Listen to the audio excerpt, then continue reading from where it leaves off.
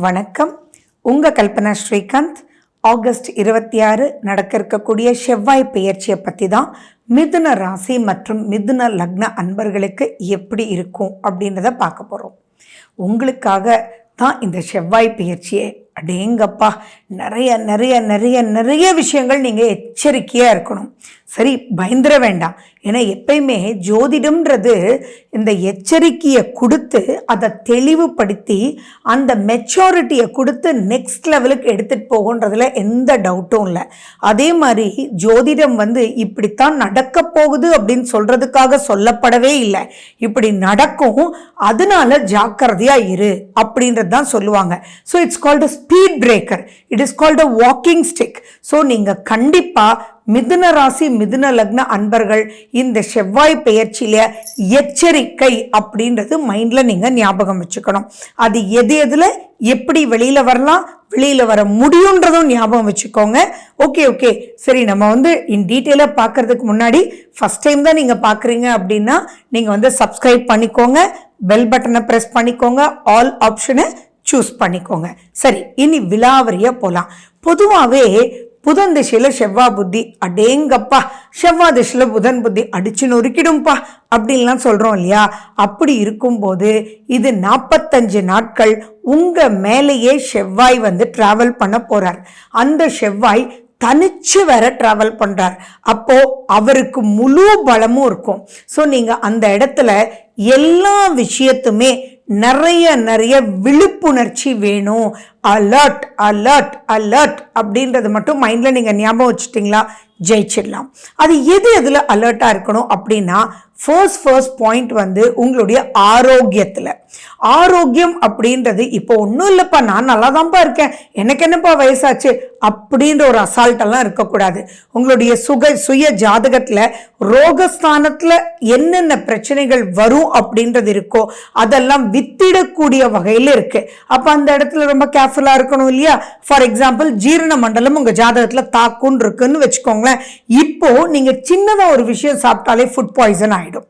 So அந்த இடத்துல எச்சரிக்கையா இருக்கணும். அப்போ அந்த மாதிரி ஆகும்போது நம்ம இனி ஜாக்கிரதையா இருக்கோம் இல்லையா? அந்த ஜாக்கிரதைகளை சொல்லி கொடுக்கக்கூடிய வகையில தான் இந்த புதன் செவ்வாய் இருக்குன்றது ஞாபகம் வச்சுக்கணும். அதே மாதிரி யாருக்கெல்லாம் ஹெல்த் ப்ராப்ளம் நிறைய இருக்கோ அவங்கெல்லாம் ரொம்ப ரொம்ப ரொம்பவே கேர்ஃபுல்லா இருக்கணும். ஒரு நேரம் தானே நான் மெடிசன் போடாம விட்டேன்ப்பா, அட பரவாயில்லன்னு நான் நைட் 2 மாம்பழம் சாப்பிட்டேன்ப்பா அப்படின்னு டயபெட்டிஸ்காரங்க சொல்றதும், அண்ட் எந்த ஒரு பாயிண்ட்டையும் எச்சரிக்கையாம இருந்ததுன்னா இப்ப கண்டிப்பா அது ஆக்சிடென்ட்ஸ் ஆகும். ஆக்சிடென்ட்ஸ் அப்படின்றது வண்டி முட்டுனா மட்டும்தான் ஆக்சிடென்ட்ஸ் கிடையாது. எதிர்பாராத நிகழ்ச்சிகளுக்கு அனைத்தும் ஆக்சிடென்ட்ஸ்னு பேரு. ஸோ அப்போ இந்த 45 நாட்கள் it is called accident zone. அப்போ அந்த ஜோனுக்கு அலர்ட் சிம்பிளோட நீங்க இருக்கணும் அப்படின்றத ஞாபகம் வச்சுக்கோங்க. தயவு செஞ்சு நைட் டிராவலை நீங்க அவாய்ட் பண்ணிடுங்க.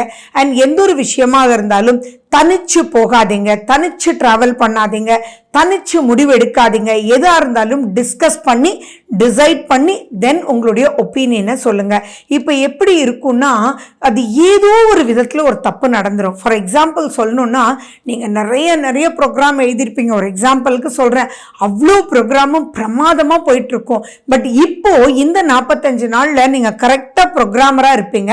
அந்த ப்ரோக்ராமில் ஒரு சின்ன மிஸ்டேக் பண்ணியிருப்பீங்க. அந்த சின்ன மிஸ்டேக்னால கம்ப்ளீட்டா ரிசல்ட்ஸ் வேறையா இருக்கும். நான் ஒன்று கிராஸ் பண்ணதை நான் சொல்றேன். இது கொஞ்சம் சிரிப்பாக தான் இருக்கும், but really you have to know about it. அதாவது கொடுத்துன்றதை கெடுத்துன்னு போட்டா என்ன ஆகும், அதுதான் இப்போ நடக்குங்க.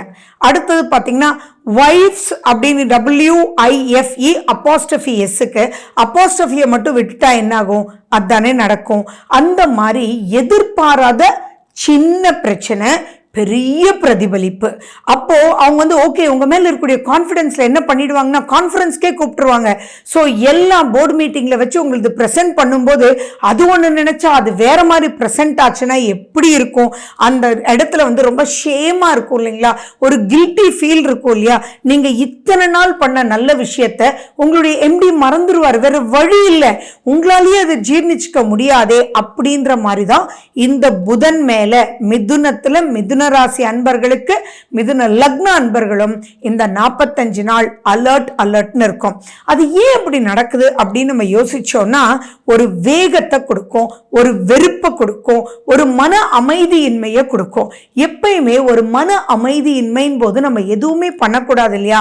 அந்த மாதிரி தான் இந்த காலகட்டத்தில் புது முயற்சிகள் எதுவுமே வேண்டாம். அடுத்தது பாத்தீங்கன்னா, நீங்க எல்லாத்தையுமே டபுள் செக்ன்றது கிடையாதுங்க, 4 டைம்ஸ் செக் பண்ணிக்கோங்க. நீங்க ஒரு ப்ராஜெக்ட் சப்மிட் பண்றீங்க அப்படின்னா அந்த ப்ராஜெக்ட் எந்த அளவுக்கு இருக்கு, ஒரு 4 பேர்கிட்ட கொடுத்து ஒப்பீனியன் வாங்குங்க. நம்மளால முடியாதா அப்படின்ற ஒரு அசால்ட்டோ ஒரு ஈகோவோ இங்க இருந்ததுன்னா உங்களை கோகோன்னு பண்ணிரும் அப்படின்றது ரொம்ப ரொம்ப ஜாக்கிரதையா இருக்கணும். இதுல எந்த ஒரு பாயிண்ட்டுமே கூனி கூடாது. ஏன்னா இது மன அழுத்தம்ன்றது நம்ம இன்னைக்கு ஸ்ட்ரெஸ், டிப்ரெஷன், ஆங்ஸைட்டி என்னென்ன வார்த்தைகள் இருக்கோ அத்தனையும் போட்டுக்கலாமே. இன்னும் சொல்ல போனா இது வாழவே பிடிக்கலன்ற ஒரு பாயிண்ட்டுக்கு போயிடும். ஏன்னா உங்களால் தான் அந்த கம்பெனியே ஓடி இருக்கும். ஆனா நீங்க கொடுத்துன்றதுக்கு கெடுத்துன்னு போட்டு உங்க மேல நம்பிக்கையோட ஒரு கான்ஃபரன்ஸ் ஹால்லையே அதை பத்தி பேசும்போது அது எப்படி போய் சொல்றது? இதை யார்கிட்ட சொல்லி தீர்க்க முடியுமா?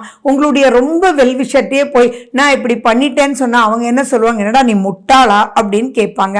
சோ இதுக்கெல்லாம் என்ன தெரியுமா விமோச்சனம்? தெளிவா இருங்க, ஓகே பாலிசியோட இருங்க.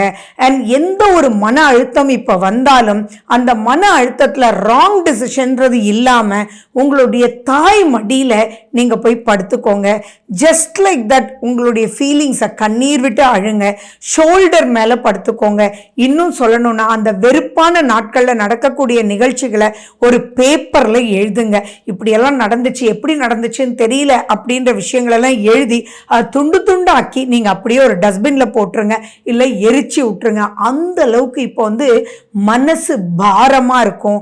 ராங்கான ஹேபிட்ஸ்குள்ள உங்களை கூட்டிட்டு போயிடும். அதே மாதிரி இந்த இடத்துல பாதிப்புகள் அப்படின்றது நிறைய பேருக்கு தலைவலி எக்கச்சக்கமா வர ஆரம்பிச்சிடுங்க. ஏன்னா மண்டைக்குள்ள குடைச்சல், அக்செப்ட் பண்ண முடியல, நீங்களா பண்ணீங்கன்றதை அக்செப்ட் பண்ண முடியலன்றது தான் இந்த பாயிண்ட். ஸோ உங்களுடைய தலை, உங்களுடைய கண்ணு, உங்களுடைய முகம்னு வச்சுக்கோங்களேன், அந்த இடத்துல எல்லாம் ரொம்ப ரொம்ப கேர்ஃபுல்லா இருங்க. அண்ட் இந்த பாயிண்ட்ல இருந்து நீங்க வின் பண்ணியே ஆகணும் அப்படின்ற ஒரு மைண்ட் செட்டப்பை நீங்க இப்பவே கொண்டு வந்துட்டீங்கன்னா, பாத்தீங்களா இந்த பதிவு பார்க்கறதுனால உங்களுக்கு என்ன பிளஸ்? உங்களுக்கு இந்த 45 நாட்கள் ரொம்ப அலர்ட்டா இருக்கணும்னு முன்னாடியே தெரிஞ்சிடுச்சு. பெரிய பிரேக் வரப்போகுது, ஒரு ஸ்பீட் பிரேக்கர் இருக்குன்னு தெரியும் போது கண்டிப்பா நீங்க அலர்ட் ஆயிடுவீங்க இல்லையா? ஸோ அப்போ அந்த அலர்ட் போது அந்த இடத்துல ஸ்லோ டவுன் பண்ணிடுவீங்க இல்லையா? அப்போ உங்களுடைய ரிசல்ட் எப்படி? ஸ்லோ டவுன், நிதானம் அப்படின்ற ஒரு விஷயத்தை நீங்க பண்ணிக்கிட்டீங்கன்னா மிகப்பெரிய பிரச்சனையிலேருந்து இப்ப தப்பிச்சிடலாம். இது ரொம்ப ரொம்ப இது நான் ஒரு கேட்டகரின்றது பிரிக்கிறத விட ஆல் கேட்டகரிஸ்க்கு யாருக்கெல்லாம் இப்போ மிதுன ராசி, மிதுன லக்னம் இருக்கோ அவங்களுக்கு எல்லாமே இது பொருந்தும். அப்படி இருக்கும்போது நீங்க ரொம்ப எச்சரிக்கையா இருக்கணும். அதே மாதிரி யாரோட மூவ் பண்ணாலும் இப்போ அவன் விரோதம் ஆவான். ஏன்னா அது அவனால இல்ல, நீங்க பண்ண சில்லி மிஸ்டேக்னால. ஸோ ஒரு சில்லி மிஸ்டேக்ன்றது எந்த அளவுக்கு இருக்கும்னா, நீங்க பாட்னி எக்ஸாம்க்கு இங்கிலீஷ் தான் டிசைட் பண்ணிட்டு போயிடுவீங்க. இது என்ன சொல்றது? படிக்கிற குழந்தை தான், ஆனா நீங்க அதுக்குண்டான மெட்டீரியல் எடுத்துட்டு போலியே. அன்னைக்கு லேபுக்கு நீங்க போக வேண்டியது, நீங்க போய் அங்க வெயிட் பண்ணிட்டு இருந்தீங்களே, அப்ப எக்ஸாமே எழுதலையே. யோசிச்சு பாருங்க.